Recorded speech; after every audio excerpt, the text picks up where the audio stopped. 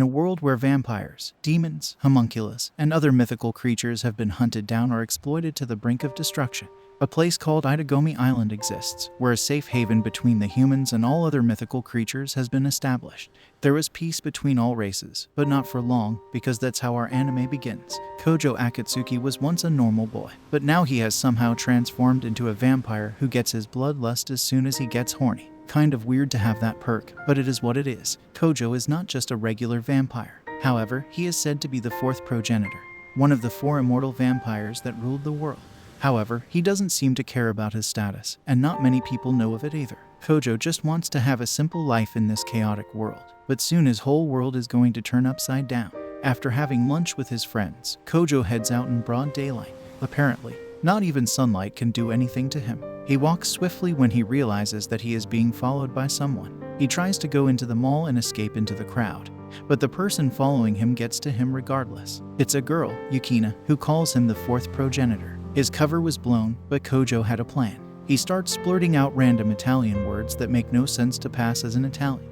But no one, not even you guys, would be fooled by his Japanese accented Italian. Despite this, the lad somehow manages to escape Yukina's clutches and races outside, only to stop when 2 full-grown men start harassing Yukina as she follows him. The men start doing extremely sad things with Yukina without her consent, and this could lead to only one thing: a solid punch from the lady that sends the men flying. And were actually vampires, and they start flexing around their own demonic power by calling in their familiar for help in the middle of the street. Unlucky for those guys, Yukina is a badass who pulls out a literal magic spear from her back and counters their every move.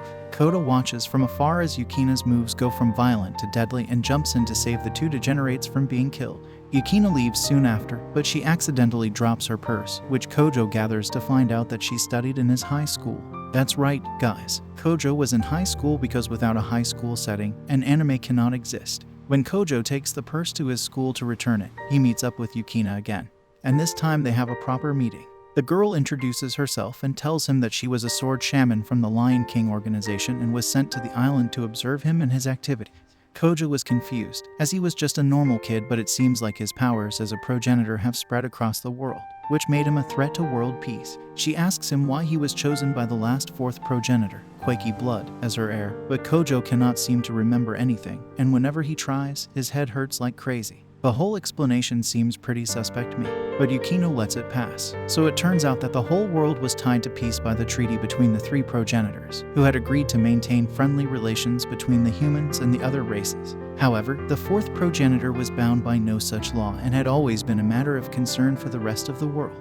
So the leaders at the Lion King organization had sent Yukina with a really powerful weapon to kill the 4th progenitor if she thought he was a threat.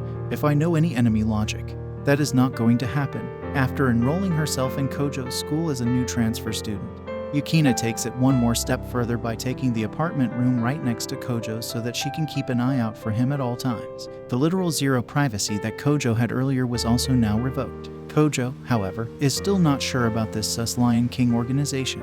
He thinks, and probably correctly, that Lion King is a movie, so he goes to check about this with his teacher Natsuki, who is one of the few humans who knows his secret. Natsuki, who can barely pass, has more than 12, is apparently 26, or in simpler terms, a lolly, is an attack mage and an extremely competent teacher. She tells him that the Lion King organization is the natural enemy of the 4th progenitor, and was created to destroy him and bring balance, and she warns Kojo to stay away from anyone even remotely related to it. However, Kojo, being the simp that he is already going on shopping sprees with Yukina. That night, as he is heading out to get some fresh air, Yukina barges out from her room. She had come out mid-bath so that she could accompany him, as she had to observe his actions at all times. As the 2 go out and start playing on a vending machine, they get caught by Natsuki, but before the underage teacher could see their faces, they escape when an explosion in the middle of the city distracts them. When the duo gets away at a distance, they notice that the explosion was caused by one of the vampire familiars. It was a phoenix in the middle of the town, causing havoc.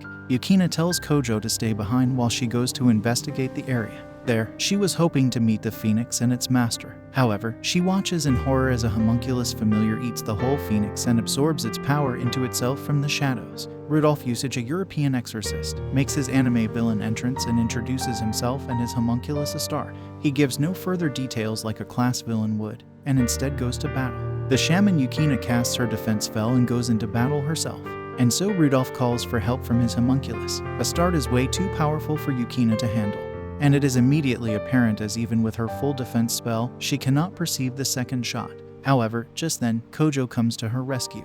He was no coward and had decided to join the battle. Rudolph recognizes Kojo as the fourth progenitor, but still orders Astarte to strike the man. With a blow of her massive fists, Astarte manages to wound Kojo. The boy starts bleeding. After the very first strike, he is dealt with, but as soon as blood pours from him, a lightning bolt starts to appear from within his body, and soon everything goes dark. The next day, Kojo and Yuki are in school. Apparently, they were able to save themselves after all. But it turns out that the massive power that Kojo had revealed yesterday had caused the government over 50 million yen to fix and repair. Almost 200 houses had lost electricity, and 10,000 of these houses still didn't have their power back. Everyone knew that Kojo couldn't control his power, but they didn't know just how incompetent the boy was. Kojo then revealed that since he had never fed on the blood of a normal human and lived as a vampire, he was not able to control his powers at all, and he intended to be a normal human as long as he could. The issue with the Randolph guy was not over yet, though. And to top it off, he is the combat deacon of Lotharnagia, who is a hotshot known for disturbing peace among the humans and other races. A serial vampire killer, that's what he was. And him being here in Itagami meant trouble. So the two decided to get where he was hiding and deal with them before he caused more issues. In order to track down the company owned in Japan by Lotharingia, Rudolph's home country, Kojo asks help from his friend Asagi, who also has a crush on him. She was a programmer at the Itagami Management Corporation, a government office of the island which kept data on everything. Asagi helps them find the one factory that Lotharingia owned in Japan. The factory is actually a homunculus research factory. Just how uncanny can it get? The factory had been closed for some time now, but the homunculus modification factory inside there still existed. The duo reached there and started scouring the place, only to find that there was not just one, but over 100 homunculus that Rudolph was working on. Here's the reason Kojo was pissed. Apparently, humans are fused with familiars to make homunculus, and these creatures can barely survive more than a few months because they cannot contain the familiars for longer than that. Once again, Rudolph approaches from the shadow with not a care in the world about what he was doing. He claims to have come to the island for gaining some treasure that was buried within, and immediately orders Astarte to attack them with their full force without any further explanations this time. Once more, Rudolph and Astarte have the upper hand, despite EU China and Kojo working together. As earlier, Rudolph had managed to memorize the spell that Yukina had used. The man had incorporated the spell into his homunculus, making it invincible. Rudolph then steps down and picks up his sword to kill Yukina, when suddenly Kojo steps in between the blow and takes it upon himself. Rudolph shows no mercy and decapitates Kojo right before Yukina's eyes. With the progenitor dead, Rudolph makes a big mistake and leaves Yukina alive as he heads to the Itagami Management Corporation and advances to the core of the island's magical foundation. Soon enough, Kojo wakes up. As I told you guys earlier, he was a vampire who could walk in the sun, which meant that he was basically immortal in a sense. Yukina explains that his blood started to go back into his body and his head attached back, and soon he was alive and she had wasted her tears. But there was no time left for banter, and Kojo calls Asagi once more to find out what exactly was the treasure that Rudolph was talking about. Asagi illegally gets access to the restricted files and realizes that there was something in the magical foundations of the island.